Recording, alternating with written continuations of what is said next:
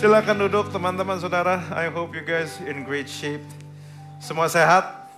Semua sehat. Semoga beberapa di antara saudara nggak ada yang kerepotan dengan hari ini, dengan parkir dan juga nggak ada yang kerepotan dengan lari maraton, saudara.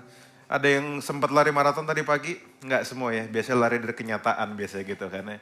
Biasanya lari dari tanggung jawab, nah itu banyak. Tapi tolak dalam nama Yesus, di sini nggak ada. Thank you for the worship team semuanya, thank you, guys have done a great job, thank you.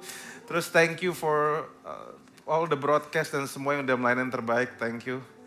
Bagi saudara yang baru pertama kali hadir, welcome to New One International Church. Kita gereja yang berpikiran terbuka, kita bukan gereja yang judging, kita gereja yang mendorong saudara-saudara menjadi diri kita sendiri di dalam Tuhan gitu maksudnya. Dan makanya pembahasan kita hari ini akan sangat personal karena bicara soal personality juga. Nah saudara, saya berdoa supaya ini jadi sesuatu yang menguatkan. Sebelumnya saya mau nanya, siapa yang bulan ini merasa diberkati dengan series kita bulan ini? Ada? You guys are blessed ya? Yeah?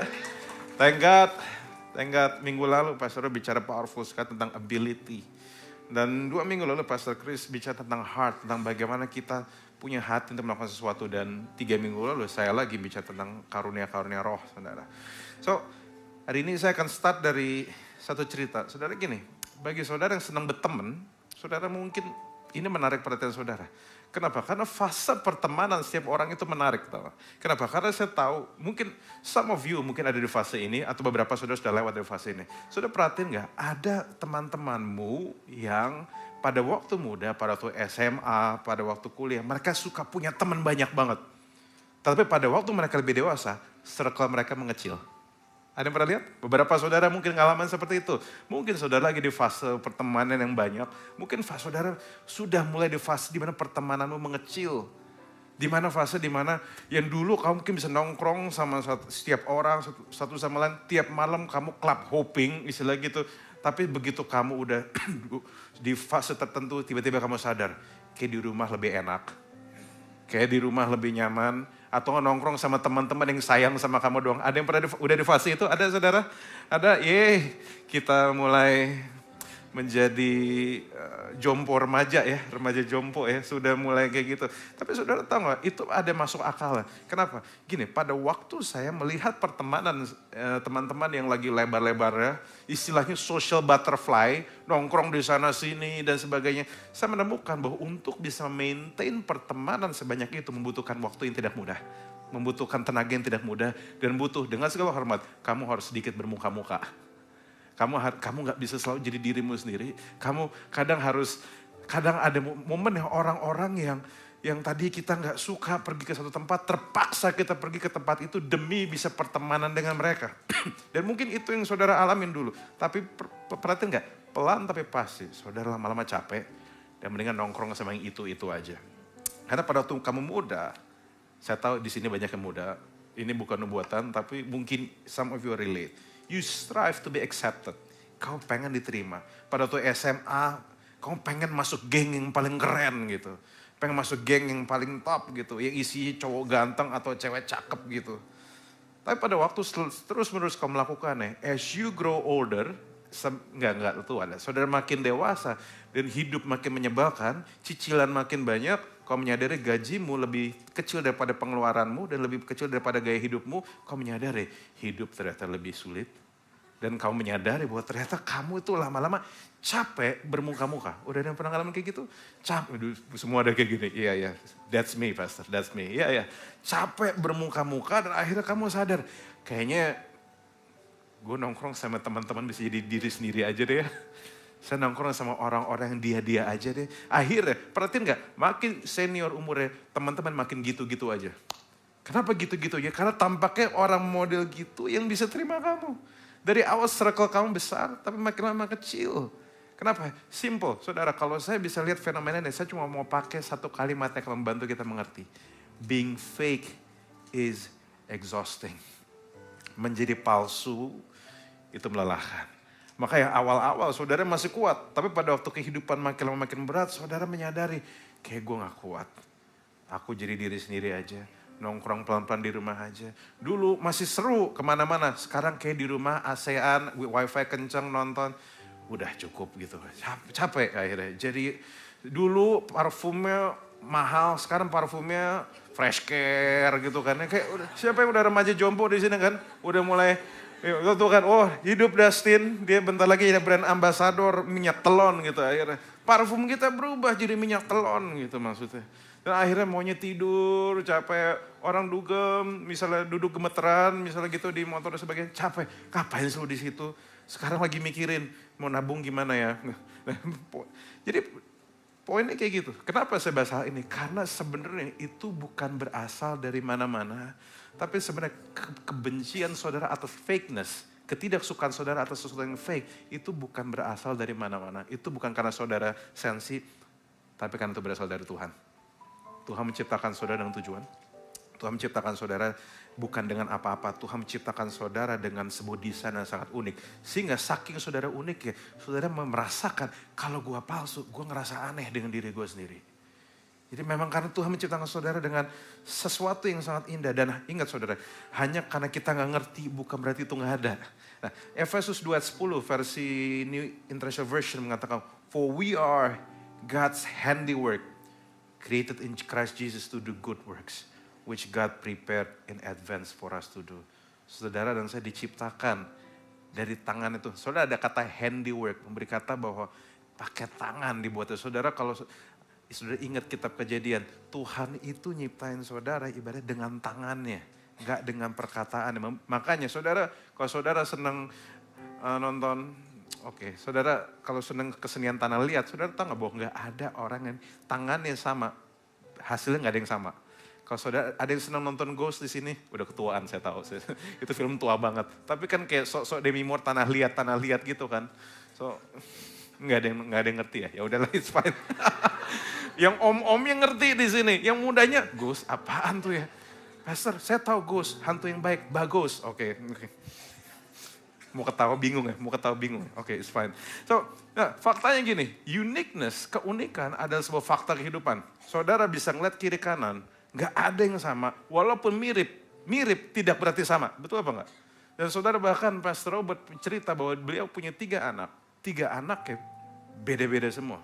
Bahkan dulu beliau pernah ngomong, anak saya ada yang mudah minta maaf, ada yang susah minta maaf, ada yang gak tahu kenapa dia harus minta maaf. Ada 3 yang bisa tebak yang ketiga siapa kan. Nah jadi itu. Nah, bahkan saudara tahu ketawa aja beda. Betul gak? Ketawanya Bu Elsie dan Pastor Umen beda sama sekali. Pembawaan mereka sangat sekali berbeda. Bu Elsie tiba ketemu, kamu itu siapa namanya? Itu siapa? I'm good at that. I'm so good at that. Itu kamu yang dari mobil itu, Mazda, iya namanya gitu. Sementara saudara pernah, Bu Asia ada di sini. Sementara Pastor Umin, saudara kan dengan wibawanya, ketawanya. Dengan wibawa. Dan saudara tahu gak, dari ketawanya aja beda. Saudara generasi ini punya 3 ketawa. Nomor 1, ketawa yang saudara berikan pada bos saudara. Misalnya, bos lucu banget Pak, gimana? Yang disebut sebagai ketawa karir. Saudara tahu kan? Ketawa karir. Yang kedua, ada ketawa yang saudara dapatkan pada tuh saudara ada di certain level kehidupan. Ketawanya dalam. Jadi ini contoh ketawa direktur dan ketawa bos. Saudara pernah dengar? Ketawanya dalam, simple, stabil, berwibawa. Stabil kenapa? Sestabil kondisi ekonomi mereka. Saudara tahu lah ya. Dan yang ketiga, ada yang paling gue ngakaknya, buah. Nah itu ketawa pay later istilahnya menurut saya. Mereka yang ketawa di luar, nangis di rumah gitu maksudnya. So, poin saya adalah, dari ketawa aja udah beda. Dan makanya saudara hari ini, saudara sadar Tuhan ciptakan saudara berbeda. Dan hari ini saatnya kita jadi diri kita sendiri dalam Tuhan, amin. You have to become yourself in God. Nah saudara gini, istri saya lebih cepat. Saya gak bilang pelan, saya lebih strategis. Pertanyaan saya, siapa yang lebih kudus? Nggak ada, dua-duanya memang beda. Nah, maka dari itu kita memberi kita ide bahwa Tuhan, kita diciptakan Tuhan dengan spesial, Tuhan ciptakan kita dengan tujuan. Dan saudara, bagaimana Tuhan menciptakan kita? Menunjukkan bagaimana Dia ingin memakai kita. Bagaimana Tuhan menciptakan kita, menunjukkan bagaimana Tuhan ingin memakai kita. Jadi hanya ada seseorang yang bingung misalnya, bagaimana Tuhan memakai saya? Gimana sih, apa yang saya bisa lakukan? Hari ini pertanyaannya cuma satu, bagaimana Tuhan ciptain kamu? Dan selama 1 bulan ini kita belajar untuk ngecek bagaimana sih Tuhan ciptain kita. Kenapa? Karena itu bisa jadi ciri-ciri bagaimana kita mau dipakai Tuhan. Bagaimana Tuhan mau memakai kita. Karena Tuhan gak akan suruh kita melakukan hal yang kita gak bisa lakukan. Betul apa enggak? Gak usah jadi Tuhan, jadi manusia aja kamu. Gini, kalau ada orang yang gak bisa beberes, saya tahu ada istri-istri di sini yang tahu suaminya kagak bisa beberes. Tadinya istri minta bantuan suaminya, tapi karena suaminya lebih suka memberantakin dibanding membersihkan, akhirnya sayang, aku aja yang beresin ya. Jadi istri aja ngerti, apalagi Tuhan. So, bukan berarti saya berantakan, I never say that. Cuma saya tahu ada banyak suami punya pergumulannya begitu. Nah, makanya kita harus cek, kita harus kenal diri kita sendiri di dalam Tuhan. Kenapa? Karena begitu kira-kira itu Tuhan memakai kita. Tentu saudara, kita perlu punya manner, kita perlu punya kesopanan, kita perlu ketemu orang jangan norak-norak banget, betul. Karena beberapa be yourself kita norak banget, let's face it, maksudnya gitu, jelek gitu maksudnya. Ketemu orang beda-beda kita harus atur ekspektasi kita. Cuma jangan sampai kamu suka ketenangan tapi jadi sok-sok ribut demi apa? FOMO. Tahu FOMO? Fear of missing out. Kenapa? Karena awal kita FOMO, tapi sebenarnya Tuhan tidak mendidik kita jadi FOMO. Tuhan mendidik kita jadi JOMO, joy of missing out. Kamu gak selalu perlu tahu segala sesuatu, tapi kamu percaya bahwa Tuhan tahu segala sesuatu. Nah, makanya, look, saudara dan saya gak sempurna. Saudara dan saya masih perlu banyak kekurangan, masih perlu belajar. But this is, let me tell you something. God wants to use you. Di musim di mana saudara ada sekarang. Walaupun saudara mungkin masih belum bagus-bagus banget, bentukmu masih agak ajaib gitu, tetapi Tuhan mau pakai saudara. God loves you so much. Dan Tuhan mau pakai saudara dan jangan menyerah. Makanya kita 3 minggu lalu kita baca spiritual gift, kita baca tentang heart, ability, sekarang personality. Personality apa? Kepribadian. Makanya ada kata personal dan personality. Kenapa harusnya ini jadi khotbah yang paling personal hidup saudara? Because we're talking about how God wants to use you in becoming who you are. Nah, sebelumnya saya mau kasih tahu dulu. Sebenarnya ada beberapa orang bertanya, Pastor, personality sama karakter beda gak sih? Ada yang suka bingung gak? Personality sama karakter. Nah, izinkan saya menjelaskan. Definisi personality menurut KBBI, Kamus Besar Bahasa Indonesia Internasional, kumpulan sifat, perilaku, dan kebiasaan membuat seseorang unik. Jadi keajaib saudara, sifat saudara, perilaku, kebiasaan saudara yang bikin saudara unik. Jadi uniknya bisa macam-macam. Ada yang ekstro, istilah anak paling ekstro, si social butterfly, kemana-mana temennya banyak gitu. Sampai penagih utang juga temennya dia banyak gitu. Sebenarnya ada orang-orang yang intro, yang di ruangan sebesar ini, dia medium di pojokan mengamati, diem. Nggak mau masuk ke dalam. Jadi saudara tahu kalau lagi pesta teman-teman di setiap pertemanan ada satu yang sifatnya mojok di belakang ngeliatin gitu aja. Dan dia enjoy aja. Tipikal orang intro. Sebenarnya ada lagi satu lagi antara ekstro dan intro. Jadi antara dia satu sisi senang ketemu orang, satu sisi ketemu senangnya juga suka di rumah. Itu namanya ambi. Bukan ambisi, tapi ambivert. Jadi ini orang senang ketenangan, tetapi ada momennya dia senang ketemu orang yang dia senang.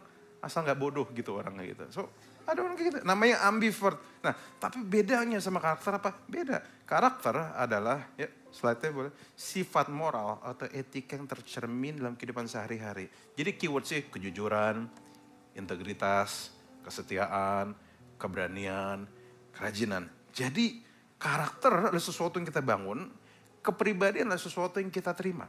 Bisa gak kepribadian berubah? Bisa, tapi beda sama karakter. Nah, kalau saya mau kasih contoh, kepribadian tuh kayak mesin mobil, karakter tuh kayak rangka mobil ya. Jadi, mesin yang bikin bisa jalan, karakter yang melindungi agar tetap bisa bertahan. Nah, kalau saya mau kasih contoh lagi, saudara gini, karakter yang membawa seseorang naik ke atas, kepribadian membawa seseorang naik ke atas, karakter yang bikin dia stay di atas. Jadi karisma dan sebagainya itu termasuk kepribadian. Tuhan itu tahu bahwa semua orang beda-beda. Toh dia yang ciptain. Makanya gini, sudah perhatiin gak? Kita dipanggil untuk punya karakter Kristus. Bukan kepribadian Kristus. Kenapa? Karena kita dipanggil untuk punya nilai-nilai dia. Moral excellence yang dia punya.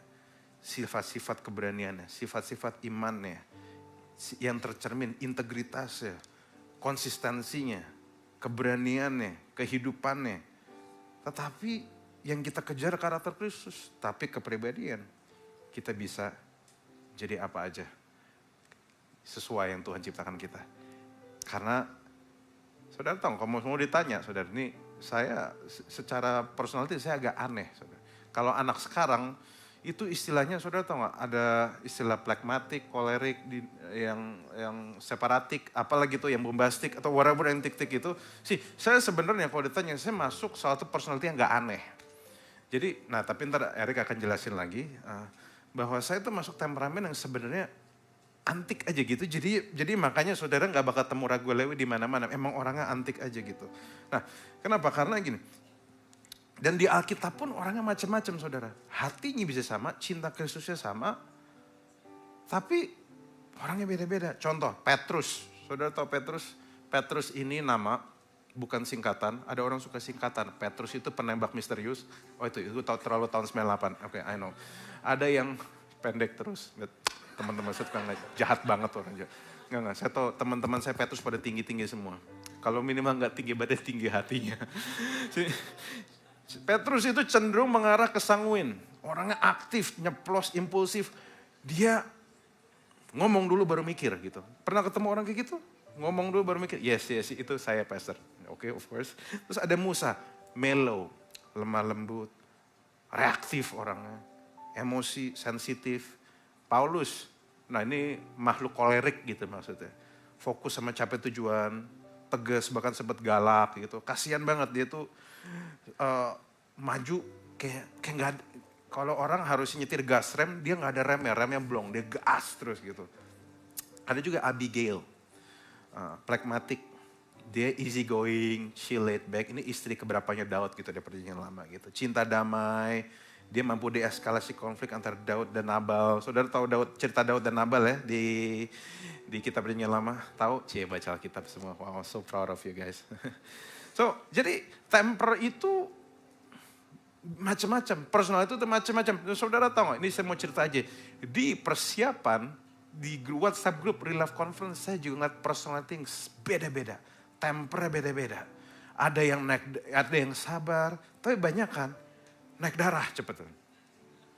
Di RLC kemarin kalau di WhatsApp sering ribut tentang bagaimana para khalayak rakyat jelata ini yang daftar ini udah ditulis online, onsite, jam berapa, tiket harga berapa, masih nanya, Kak online ada nggak gitu.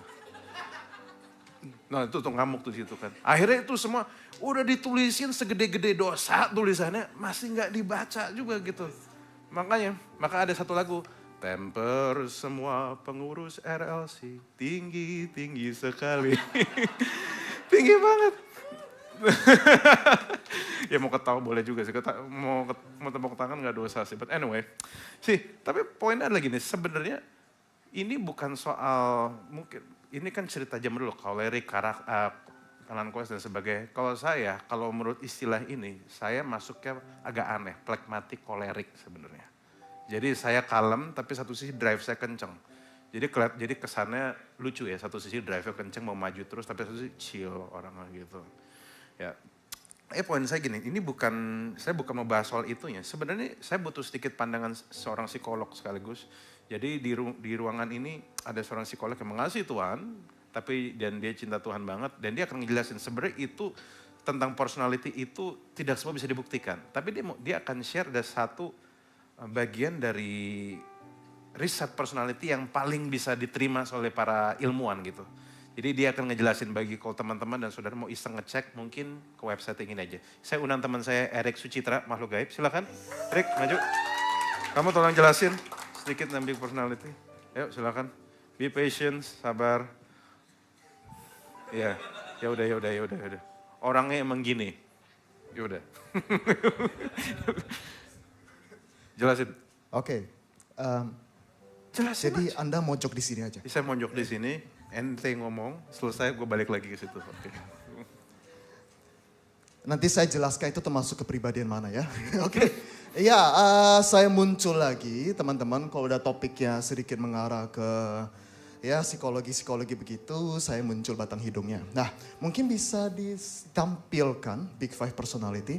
Oke, saya cuma pengen sedikit menggambarkan kalau di dalam dunia psikologi itu tuh tes kepribadian itu sebenarnya sesuatu yang kompleks gitu ya. Nah, tapi gini, saya kan tentu ngebawa sok-sok profesional gitu. Tentu sedikit disclaimer, ini tidak ditujukan untuk kita diagnostik, untuk ketok palu. Oh saya begini, belum tentu. Untuk bisa ketok palu, tentu perlu perenungan diri sendiri yang mendalam, feedback dari orang lain, observasi daripada seorang ahli, lalu kemudian wawancara klinis dan mungkin juga dites assessment secara langsung. Oke, jadi jangan langsung self-diagnosis ya atau self ini, wah gue tuh orang yang gini banget, hati-hati. Jangan, oke? Jangan klip potong-potong sembarangan gitu, oke? Nah, begini, sedikit sejarah bahwa Big Five Personality Trait ini tuh kayak kita psikolog klinis tuh sangat seneng lah gitu. Karena di antara banyak sekali tes kepribadian, ini tuh termasuk yang paling legit banget. Dia itu dibentuk pertama kali dikembangkan dari tahun 1980 sehingga pelan-pelan dikembangin terus diteliti terus 1990-an plus sampai sekarang bahkan masih diadaptasikan dalam berbagai bahasa. Bahkan sekarang para researcher yang jago-jago itu lagi memperdebatkan apakah ada aspek ke-6 dan lain sebagainya. Tapi intinya adalah ini sangat menjadi topik literatur penelitian. Oke, ini terbentuk dari lebih dari 10.000 vocab dalam berbagai bahasa, terutama bahasa Inggris, diteliti, faktor analisis, difilter, kemudian muncullah 5 kategori ini kurang lebih. Oke, jadi nggak sembarangan. Jadi itu sedikit background ya dari dikembangkannya tes psikologi. Jadi jangan gampang percaya sama sosial media, dikasih lihat gambar, apa yang pertama kamu lihat ini mencerminkan kepribadian kamu. Oke? Kalau like 10.000 baru Mimin kasih tahu jawabannya gitu. Nah itu please, jangan. Jangan, itu tuh kayak ngeludahin para peneliti toh. Oke, jangan, nggak segampang itu. You are more complex than that. Oke, nggak segampang itu. Nah, yuk kita lihat pertama. Saya lupa saya ada waktu. Nah, gini, 5 spektrum. Jadi kayak agak love language. Kita punya semuanya, oke, tapi semua orang spektrumnya beda-beda. Pertama, openness to experience. Ini simpelnya adalah seberapa opennya seseorang, oke, seberapa dianya itu fleksibel dan oke dengan sebuah hal baru. Inventif, curious, penasaran. Kalau skornya tinggi akan kayak gitu. Tapi kalau misalnya skornya lebih rendah, dia itu tuh lebih hati-hati. Lebih serem sama ide baru. Biasanya orang-orang kayak gini tuh lebih suka struktur kehidupannya. Kayak kalau memang Jumat itu biasanya malamnya ngafe, ya udah ngafe aja, nggak usah macam-macam. Gitu. Kalau misalnya weekendnya main game, ya udah main nggak aja segala macam gitu loh. Saya di sini rendah. Saya akan mengakui di hadapan semua orang, saya di sini rendah. Jadi kalau misalnya tiba-tiba ada ide baru, wow stres saya. Gitu. Ada apa nih? Gitu. Itu masuk saya, oke? Lalu kemudian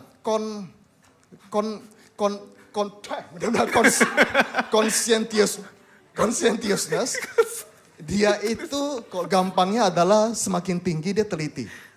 Oke, dia tekun, dia teliti, dia organize, dia efisien. Lucunya adalah saya juga lumayan tinggi di sini, makanya saya orang struktur banget. Nggak suka kok ada varian-varian aktivitas baru. Kalau seminggu nge-gym 2 kali, udah 2 kali. Lebih dari situ syukur, kalau bisa jangan kurang dari itu. Gitu. Dan lain sebagainya. Pola nge-gymnya itu aja. Yang baru, takut gitu. Dan intinya seperti itu, oke? Nah, tapi intinya mereka tuh organized banget. Nah, tapi kalau yang rendah, mereka itu tuh lebih kikuk. Nah, lucunya adalah kadang saya suka nge-shift. Dalam beberapa hal, beberapa situasi saya bisa tinggi banget. Telitinya dalam beberapa hal bisa rendah banget, bisa kikuknya itu ini banget. Kadang saya orang spontan, nggak suka yang prepare gitu. Tapi kadang kikuk banget. Saya pernah ke gereja naik mobil, pulang numpang mobil orang lain, lupa saya bawa mobil. Oke?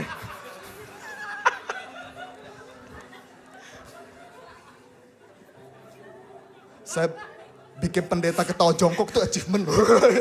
Oke, nah kemudian extraversion, nggak usah saya jelasin ya. Oke, intinya semakin tinggi, lebih suka sosialisasi, dia outgoing, lebih energetik. Kemudian kalau yang lebih rendah berarti masuknya introversion. Oke, yaitu dia solitary, lebih suka enjoy sendiri, dia lebih reserve. Lebih jaga tenaga gitu ibaratnya.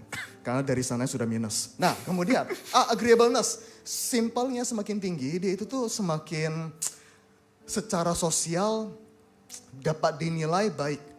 Jadi dia itu kalau stereotipnya tuh kayak orang Jawa, dikit-dikit enggak gitu. Kayak antrian disalib dikit nggak apa-apa bu, kayak gitu. Intinya tuh yang baik banget. Jadi itu friendly, baik banget, compassionate. Nah sedangkan kalau yang dia itu sekolah lebih rendah, dia tuh lebih kritis gitu. Dia tuh lebih yang kayak nggak terlalu hangat. Simpelnya kalau pakai bahasa Indonesianya, semakin agreeable, dia itu semakin hangat. Enak dideketin gitu ibaratnya. Sedangkan tapi kalau enggak tuh lebih dingin gitu. Oke? Lalu kemudian neurotik. Nah ini yang menarik. Simpelnya adalah dia berbicara mengenai kerentanan emosi. Semakin tinggi maka kamu semakin anxious. semakin sensitif, semakin moody gitu ya, semakin gampang goyah bagian sisi emosionalnya. Ini saya juga tinggi. Ya, sedangkan kalau yang lebih enggak, lebih sekolahnya lebih rendah dari sini, lebih chill. Wih, dunia kiamat pun chill, tenang gitu. Mungkin dari sini ya, ini kurang setelah ini saya bakalan ngebahas sedikit, ngebungkus dalam konteks praktikalnya dunia gereja, dunia pekerjaan, kira-kira seperti apa. Tapi kurang lebih, semoga setelah saya jelasin dikit, makin ngeh ya, kurang lebih kayak udah nangkep. Wah ini A nih, wah ini B nih. By the way, kalau misalnya dapat bos neurotik, wah salam. Bisa perfeksionis micromanaging, nah itu neurotik tuh. Nah, apalagi ditambah teliti, mampus lah. Dia bener-bener kayak diceh, perfeksionis. Nah itu kombinasinya. Oke, itu baru salah satu contoh kombinasi. Nah tapi intinya nggak bisa dibahas per kategori aja. Kita semua adalah kombinasi kompleks daripada ini. Dan ingat, ini baru satu alat tes loh. Belum yang lain-lain lagi. Oke, maka ini mengemphasize, menekankan betapa kompleksnya Tuhan menciptakan kita. Oke, langsung contoh ya, misalnya karir. Menurut penelitian, orang yang ekstrovert levelnya tinggi, tentu bakal lebih senang kalau dapat kerjaan dari sisi sosialisasinya. Jadi pedagang, ngurus tim, HR, salesman gitu. Lu suruh orang introvert jadi salesman neraka hari gitu ya. Mungkin terpaksa demi kasih makan anak-anak di rumah gitu. Tapi kalau misalnya enggak disuruh pilih yang lain gitu. Oke, kalau yang lebih rendah atau introvert suka kerja di back end gitu. Jangan sama juga dalam dunia gereja gitu loh. Mungkin ada yang lebih oke jadi usher, mungkin ada yang lebih enggak, lebih sukanya di belakang. Kalau saya suka bilang itu di belakang kita itu tuh kayak kapal antariksa belakang. Mungkin lebih senang di sana gitu. Oke, dan kemudian dalam relationship family. Seorang ibu kalau skor neurotiknya rendah jadi nggak panikan gitu ya. Dan juga dia teliti kombinasi itu, dia bisa menjadi ibu yang lebih oke. Dia itu tuh lebih organized, bisa ngatur anak-anak dan lain sebagainya. Dan oke, ayah juga kalau dia agreeable, hangat gitu ya. Tentu dia terbukti bisa membuat lingkungan keluarga itu lebih hangat tentunya daripada yang dingin gitu. Nah tapi ingat sekali lagi nggak ada yang perfect ya. Jadi saya nggak mau bilang kayak saya menyesal kok saya pacarnya kayak agreeableness rendah gitu, nggak juga. Jangan gitu. Oke, jangan jadikan kata-kata saya sebagai senjata ya, tolong. Nah lalu kemudian apalagi kata psikolog Eri gitu matilah saya. Jadi jangan ya, jangan. Oke. Lalu ini sekarang saya masukin dikit dalam konteks gereja ya. Oke, contoh gampangnya new idea. Perlu nggak gereja yang leadernya itu tuh open kepada ide-ide baru? Perlu banget. Oke, harus gitu. Masa kita perlu mengikuti zaman, tapi pada saat yang sama perlu juga nggak leader yang agak curigaan dikit. Aneh nih, kok bisa jangan nih. Ini ngelanggar firman nggak? Perlu nggak? Perlu juga. Itulah kenapa perlu komunikasi, perlu ada kesepakatan. Kemudian jemaat, bayangin jemaatnya perlu kombinasi juga. Nggak bisa satu sama untuk semuanya gitu. Bayangin semua jemaat tuh kritis gitu. Matilah leader-leader pastoral mimisan semua. Nggak bisa gitu loh. Tapi pada saat yang sama, kalau jemaatnya terlalu chill semua, ada yang salah diam, ada yang kayak berbeda juga ngaco, itu juga mencerminkan budaya kurang oke, berarti terlalu ikutin arus. Gitu loh. Jadi nggak bisa, semuanya kita perlu atau sama lain. Lalu kemudian gaya penyembahan, nah ini saya juga pengen tegas dalam hal ini nih. Karena kadang kita tuh sering kan agak sliding. Semakin ekspresif semakin rohani. Belum tentu loh. Belum tentu. Karena saya dulu korban ya. Kalau nggak teriak tuh kayaknya kurang rohani. Kan sampai ada meme-nya kan di internet kan gaya penyembahan gitu. Gaya pegang ikan. Yang gini nanti. Gaya pegang ikan. Gaya menggapai langit gitu. Gini-gini segala macam. Itu ada gaya-gayanya gitu loh. Gaya pakai macam-macam gitu. Nah intinya adalah jangan gini. Saya suka ada kata-kata gini. Sembahlah Tuhan sesuai dengan personality kamu yang paling nyaman. Paling nyaman dari lubuk hatimu. Kalau mungkin sebenarnya cuma suka gini gitu ya. Lebih kurang ekspresif, ekstraversinya rendah gitu ya. Dan mungkin dia lebih neurotik, lebih takut, misalnya lebih anxious gitu. Cuma bisa sembah Tuhan mungkin pegang tangan di bawah atau pegang kursi. Tapi hatinya lagi benar-benar menghayati setiap lirik. Bisa jadi itu malah lebih menyembah Tuhan daripada yang goyang pinggul gitu. Jadi beda-beda. Jangan ngecap orang, sembah Tuhan kayak Daud dong, telanjang muter-muter. Ya enggak harus, maksudnya kayak enggak semuanya harus, ini tergantung personality gitu loh. Daud juga bisa bermazmur di istana, di balkon gitu. Apa semua orang harus kayak gitu? Gitu. Aldit nyanyi di balkon loh di depan. Kan enggak harus juga. Enggak harus, setiap orang beda-beda. bisa jadi lebih kusyuk yang diam gitu. Yang bahkan mungkin Alkitab bilang sembah Tuhan with joyful noise. Bersuara aja, ngerang, gitu. Itu aja udah penyembahan bisa. Enggak harus yang suara merdu gitu. Enggak harus, kecuali pelayanan bisa dimarahin gitu ya. Tapi intinya ada sesuai dengan personality kamu. Kok kamu di rumah lebih tenang, ngobrol sama orang-orang tersayang. Di gereja kamu juga gitu. Ya udah. Jangan gaslighting orang yang lebih tidak ekspresif gitu. Murid Yesus, ini saya terakhir. Dalam hal murid Yesus. Ada loh yang neurotiknya tinggi, yang lebih anxious, curigaan gitu ya. Kemudian dia lebih teliti, conscientiousness-nya tinggi. Yang baru aja trauma gitu ya. Nggak percaya gurunya bangkit. Bisa tebak siapa? Thomas. Kadang tuh ya, kadang saya juga kesebel kalau misalnya ada orang kayak materi khotbah gitu kayak ngerendahin Thomas banget. Karena saya yakin kalau saya di posisi Thomas, mungkin saya akan melakukan hal yang sama juga. Karena saya orangnya juga neurotik dan saya orang apalagi kayak bayangin. Gua baru ngeliat mentor gue disalibkan berdarah-darah gitu. Mati, ditusuk lambung keluar air. Gue kehilangan masa depan gue gitu. Terus kemudian kebetulan hardware gue, kepribadian gue adalah yang kayak lebih cemas gitu. Jadi trauma, jadi bangun dinding gitu. Jadi takut akan ide baru, wajar nggak? Ya wajar.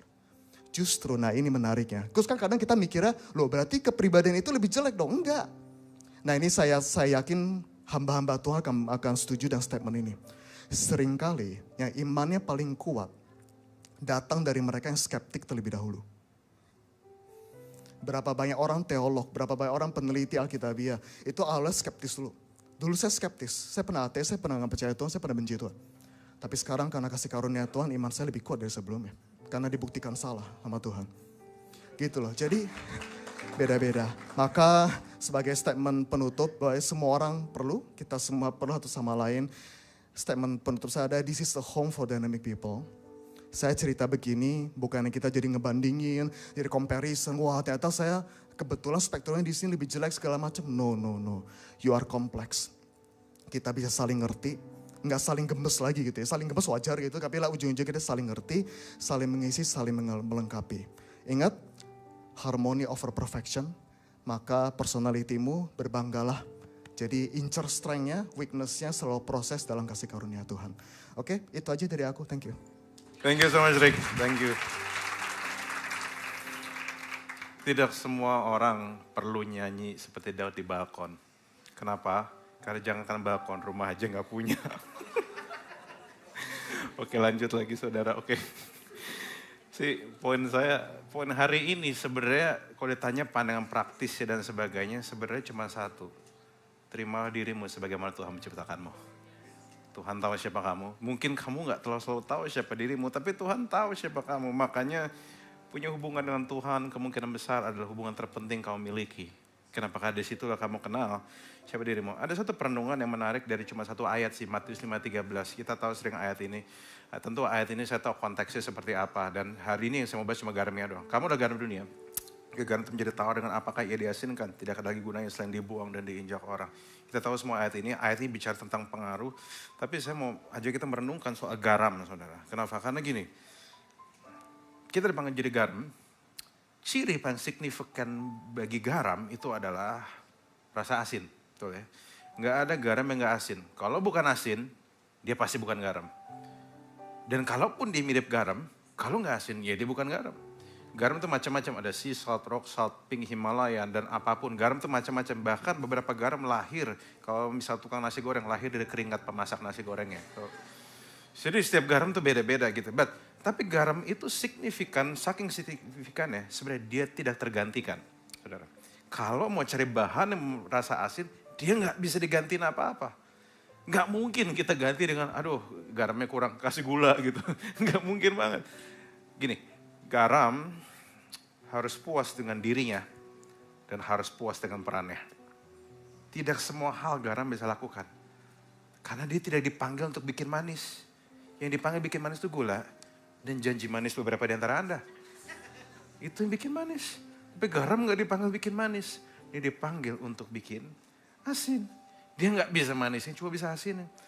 Dan kalau dia coba manisin, dia akan hilang jati diri. Saudara bayangkan gak? Gini. Saya percaya bahwa di dalam setiap kehidupan saudara ada hal-hal yang memang Tuhan panggil saudara. Dan saudara nggak perlu jadi orang lain.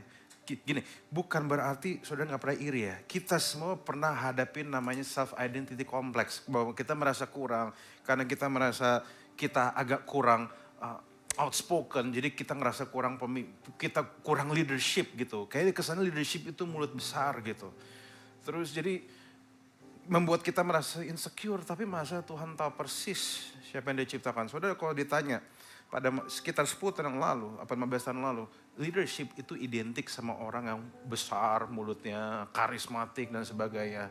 Saya tidak pernah merasa orang seperti saya yang kalem, chill, tenang itu pemimpin pada masa itu. Tapi saya nggak pernah mengetahui bahwa ternyata apa yang Tuhan taruh di hidup saya ternyata membantu saya dalam melayani. Neurotik saya sangat rendah, istilahnya yang kecemasan saya sangat rendah. Jadi kalau ada masalah apapun saya nggak terlalu cemas, saya bisa tenang. Dan itu ternyata menghadirkan ketenangan juga di semua organisasi ini rata-rata. Jadi itu semua terjadi gara-gara ternyata saya belajar terima diri saya, saudara. Gini, hidup kamu dan saya akan makin banyak guna kalau kita fokus jadi diri sendiri kita di dalam Tuhan dan memakai kekuatan yang kita miliki di dalam Dia. Kalau kita fokus dengan yang kita bisa, bukan yang kita nggak punya. Ya mungkin gini, yang dapat kita lakukan dengan baik mungkin nggak semua orang bisa lakukan. Sebaliknya ada orang-orang bisa lakukan apa yang saya tidak bisa lakukan. Tapi kunci hari ini adalah we, us, all of us needs to be secure dengan peran kita dalam kerajaan Allah. Kita perlu secure.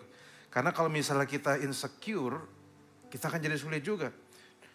Saudara tahu gak bahwa garam itu ngasih rasa asin dengan melarutkan dirinya. Saudara bayangkan, kan gak mungkin kan mau pesen ayam goreng segini terus garamnya segokin gitu kan. Lu bayangin aja di sampingnya. Pak, ini apa? Ini garamnya Pak, buat apa? Buat dimakan gitu. Gak bisa gitu. Jadi dia justru jadi asin kalau dia melarutkan dirinya.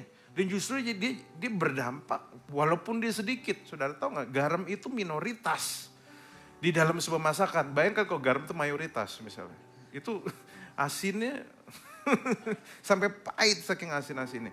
Memang ada personality secara nature enggak menonjol, but it is fine. Saya berkali-kali ngomong, tak terlihat bukan berarti nggak penting, betul apa enggak saudara? Saudara mungkin perannya nggak kelihatan, mungkin saudara nggak tampil seperti Aldit atau Tasfa Abisha yang bisa nyanyi dan come on church yang something like that, yang kayak badan gede dan sebagainya. Mungkin saudara nggak gitu, tetapi bukan berarti saudara nggak penting buat pekerjaan Tuhan. Sampai detik ini saya berkali-kali ngomong, ada orang-orang yang dari pagi udah ngurusin sound, ngurusin broadcast, ngurusin makanan, biar ada gorengan di depan saudara, supaya saudara bisa makan, ngurusin teh dan kopi. Dan gara-gara mereka, new one becomes new one, amen.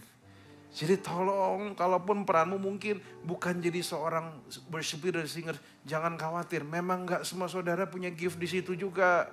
Beberapa di antara saudara nyanyi, suara dan musik terpisah dijualnya. So which is fine, gak apa-apa juga. Gak perlu semua harus nyanyi.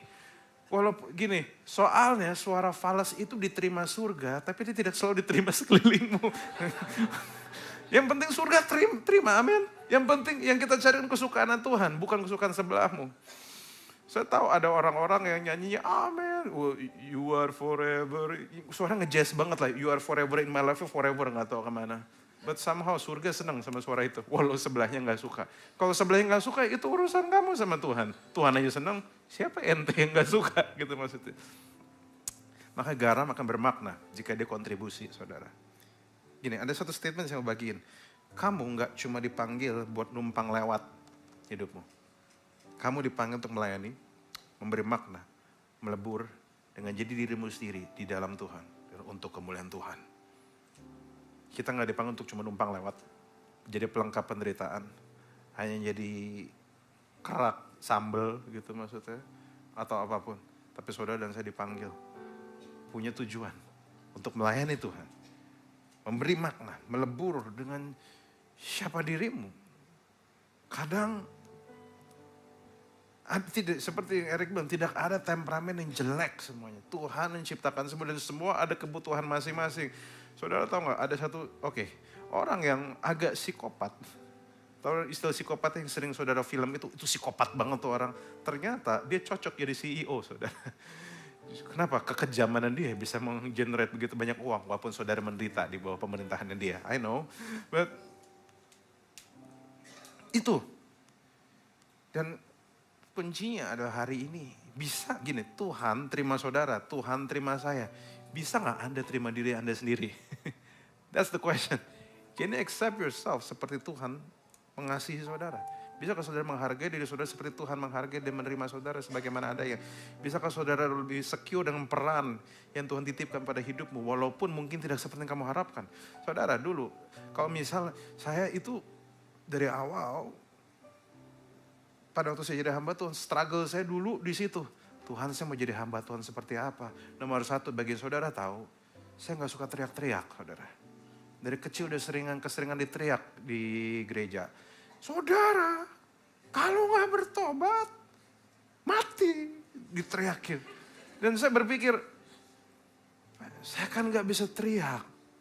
Saya gak bisa, I'm not the scream type of guy. Saudara, bagi tahu di rumah saya tenang banget, chill. Asal ada wifi, ada AC, selesai. Sama headphone, hidup saya tenang.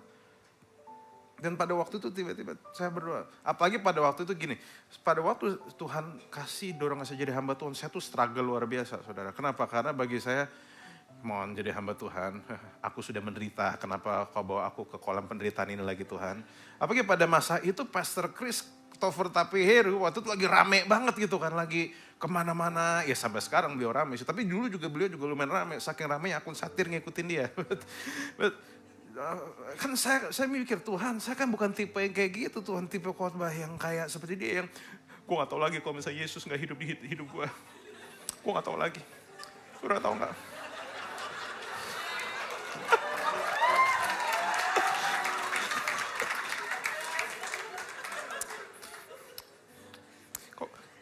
Ini bukan tentang firman Kristus, ini tentang firman Kristus itu.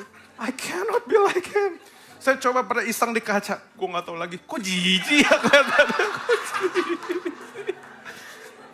I cannot be like that. I cannot be like that. Saya cuma bisa bilang Tuhan semua temperamen, semua kemampuan, semua kekuatan, kasih karunia yang Tuhan berikan. Daripada saya iri sama yang lain, saya akan pakai apa yang saya bisa. Saya akan secure dengan yang saya bisa. Dan sisanya biar Tuhan yang melayani, biar Tuhan yang membuka jalan, biar Roh Kudus engkau yang mempengaruhi. Dan akhirnya sampai detik ini, ternyata Tuhan juga bisa pakai saya untuk berkati gereja Tuhan. Puji Tuhan saudara. Are you guys blessed with me? Sorry berkati kehadiran saya, semoga. Akhirnya kan Tuhan cuma ini yang saya punya. Kadang saya mikir Tuhan humor saya jahat lagi kadang-kadang mau gimana Tuhan. Makanya kadang sudah ada momen yang saya mau keluar tiba-tiba, ntar dulu deh, it's too dark maksudnya. Tapi cuma ini yang saya bisa lakukan. Karena gini, gak ada lagi yang bisa jadi diri kita sendiri selain kita.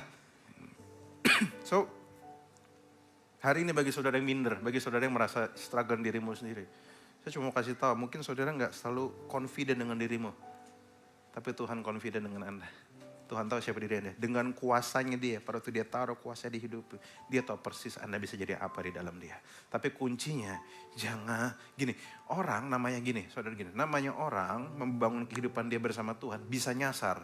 Namanya pakai GPS juga bisa nyasar, betul ya saudara ya? Apalagi kalau GPS di jalan Antasari tuh, tengil banget tuh. Jadi belok kirinya yang mana ya? Tapi gini, yang nyasar pun bisa balik lagi, asal GPS-nya nggak dimatiin. Nah, karena GPS yang gak dimatiin, kuncinya adalah tetap, walaupun kamu ngerasain secure dari dirimu, stay connected to your Lord. Tetap terkoneksi dengan Tuhan. Tetap terkoneksi dengan Roh Kudus. Biarkan dia membimbingmu, biarkan dia menenangkanmu. Just accept, saya hari ini gak ada hal praktis yang 3 hal untuk bisa gini. No. Hari ini, terimalah, memang Tuhan ciptaan kamu segini. Akan selalu ada ruang untuk berkembang. Akan selalu ada ruang untuk kita jadi lebih baik. Tapi gak usah bandingin diri kita sama orang lain, saudara.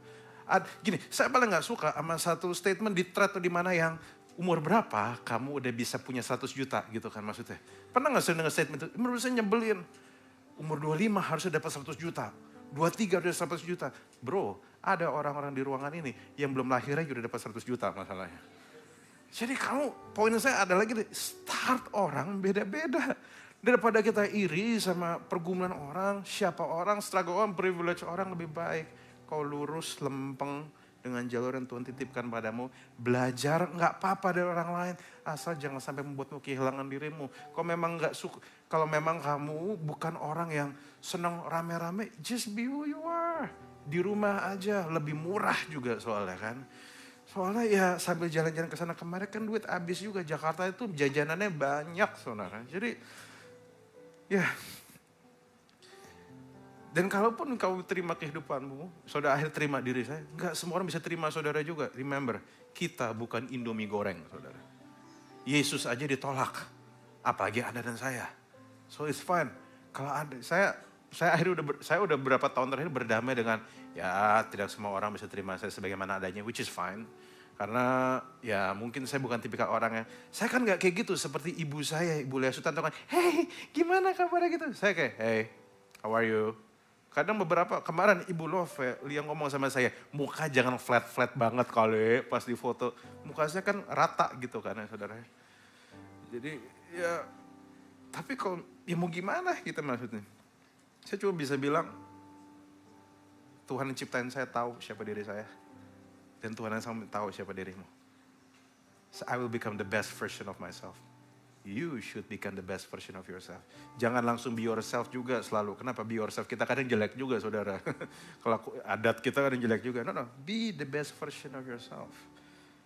Saya akan ada satu cerita kayak gini saudara. Gini, istri saya, dia lagi. Akhir-akhir ini,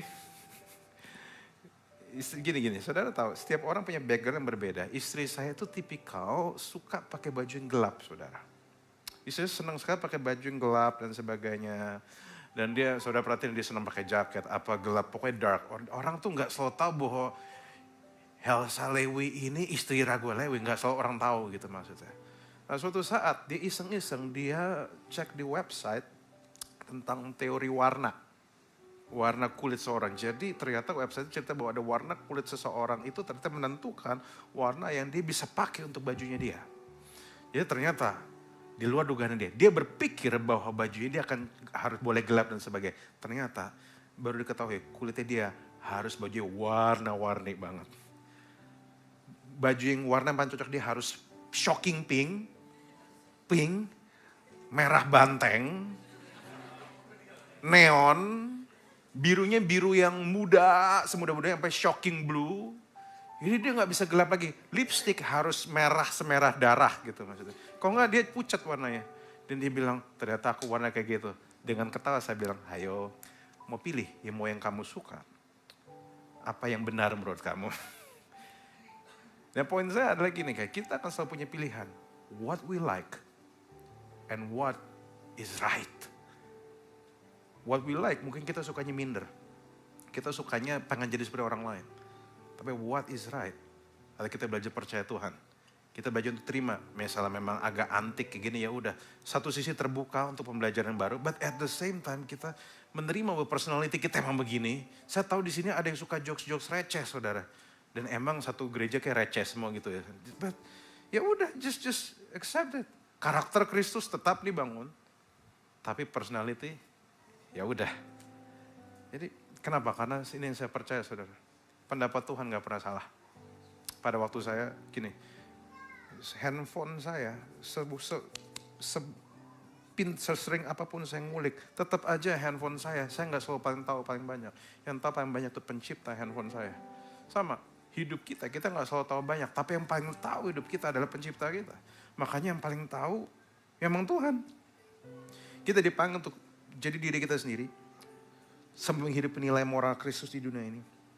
Fokuslah di kekuatanmu, terimalah kelemahanmu, berilah ruang untuk berkembang, berlarilah pada Tuhan, hidup untuk tujuan Tuhan, karena kita ada untuk kemuliaan-Nya. Saat kita melayani, kita ada bukan untuk diri kita sendiri. Ini semua tentang Tuhan. Don't just be yourself, be the best version of yourself in God. We are born as an original, don't die as a copy. Saya harap saudara diberkati hari ini. Yuk kita sama-sama berdiri, kita sama-sama berdiri. Saya mau ajak kita sama-sama nyanyi, masih ada waktu sedikit lagi.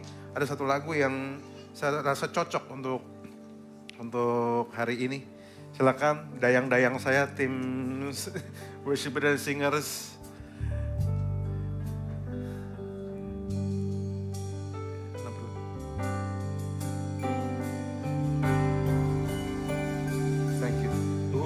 am I that the highest King would welcome me? I was lost, but He brought me. Oh, His love for me. Oh, His love. Katakan sama-sama dengan sepenuh hati. Who the Son sets free, oh, is free. Katakan siapa? I'm a child of God. Yes, I am. Katakan sama-sama ini. I am chosen, not forsaken. I am who you say I am. You are for me, not against me. I am who you say I am. I am chosen, not forsaken. I am who you say I am. You are for me, than against me. I am who you say I am. I am who you say I am. Katakan sama-sama ya. Who the Son sets free, oh, is free in me. I'm a child of God. Yes, I am. Semua yang anak Tuhan, kita angkat tangan kita berdoa. Tuhan, terima kasih atas hari ini. Terima kasih atas kebaikan-Mu. Tuhan, kami tahu lebih dari apapun, Kau menciptakan kami dengan tujuan, Kau ciptakan kami untuk melayani, Kau menciptakan kami untuk berkontribusi. Aku bersyukur atas hari ini, aku bersyukur atas kebaikan-Mu, dan lebih dari apapun, we know kami anak-Mu, kami mau berkontribusi di rumah kami, yaitu di dalam kerajaan-Mu, dengan segala yang kami punya, dengan bagaimana Kau menciptakan kami. Kami tahu bahwa segala sesuatu yang Kau taruh itu gak ada yang salah Tuhan. We accept it in Jesus name. Walaupun kadang kami gak bisa terima, gak selalu bisa terima, tapi kami akan terima itu. Sambil kami mengizinkan Roh Kudus membangun karakter Kristus di hati kami akan terima segala kepribadian kami dalam Engkau. Thank you atas kebaikan-Mu. Thank you for loving us. Terima kasih buat teman-teman di New International Church. Aku berdoa supaya ada damai sejahtera, ada kekuatan yang baru dalam mereka. Thank you Lord, di dalam nama Yesus. Yang percaya bahwa Tuhan sayang sama dia, katakan sama-sama amin. God bless you all. Tuhan berkati.